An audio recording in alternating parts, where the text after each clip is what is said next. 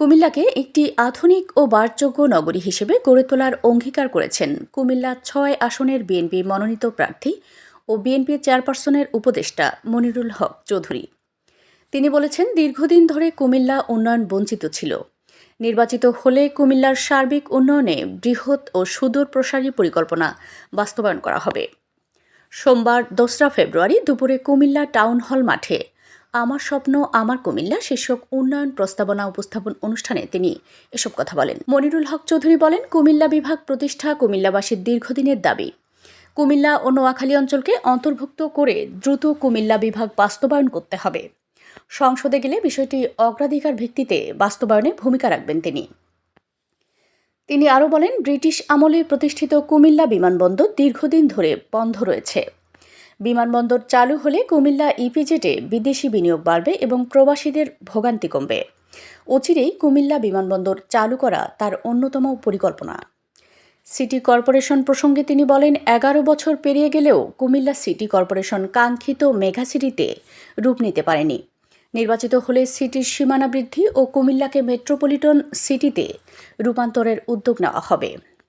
নগরীর যানজট সমস্যা নিরসনে শহর বিকেন্দ্রীকরণের কথা উল্লেখ করে তিনি বলেন, দক্ষিণে সরকারি ও শিক্ষা প্রতিষ্ঠান স্থানান্তর এবং উত্তরে গোমতী নদীর পাড় ঘেঁষে উপশহর গড়ে তুললে নগরীর ওপর চাপ কমবে।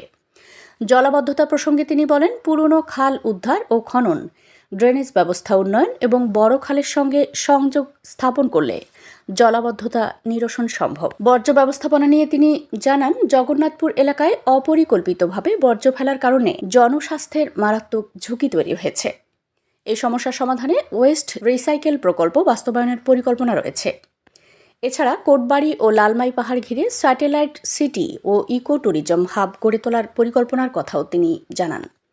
অনুষ্ঠানে সভাপতিত্ব করেন কুমিল্লা দক্ষিণ জেলা বিএনপির সভাপতি জাকারিয়া তাহের সুমন এবং সঞ্চালনা করেন মহানগর বিএনপির সাধারণ সম্পাদক ইউসুফ মোল্লা টিপু। এতে বিএনপির কেন্দ্রীয় ও স্থানীয় নেতৃবৃন্দ সহ অঙ্গ ও সহযোগী সংগঠনের নেতাকর্মীরা উপস্থিত ছিলেন। এমনকি আমি বলবো, সাংবাদিক ভাইরা লিখে নিতে পারেন, জীবন মরণ রোগীকে আইসিইউতে নেওয়ার যে স্টেজ হয়, মানব জীবন হিসেবে, নগর জীবন হিসেবে এই কোভিড সংকটকালে কুমিল্লার একজন মানুষ হিসেবে, আদি কুমিল্লার সন্তান হিসেবে, রাজনৈতিক মহলে রাজনীতিবিদ হিসেবে পরিচিত হলো আমার প্রিয় শহর আমার কুমিল্লাকে ভুলি নাই। দল যদি আমার এই বক্তব্যটা ধারণ করে, দল যদি কুমিল্লার এই সমাধান হিসেবে প্রস্তাবগুলো গ্রহণ করে, কার্যসূচিতে অন্তর্ভুক্ত করে, আমি বিশ্বাস করি আগামী দিনে সুযোগ হবে বিএনপি ইনশাল্লাহ ক্ষমতা অধিষ্ঠিত হলে কুমিল্লাকে বাঁচানোর জন্য তারা উদ্যোগ গ্রহণ করতে পারবে।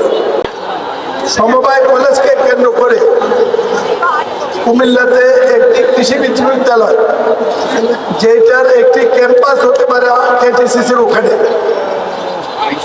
কৃষি এবং সমবায় বিশ্ববিদ্যালয় করার জন্য প্রস্তাব সরকারি দপ্তরে ইতিমধ্যে জমা দেওয়া হয়েছে এবং আমি এমপি নির্বাচিত হলে ইনশাল্লাহ মেয়াদকালীন সময়ে এই বিশ্ববিদ্যালয়ের বাস্তবায়ন দেখব বলে আমি প্রত্যাশা করি, আশা করি।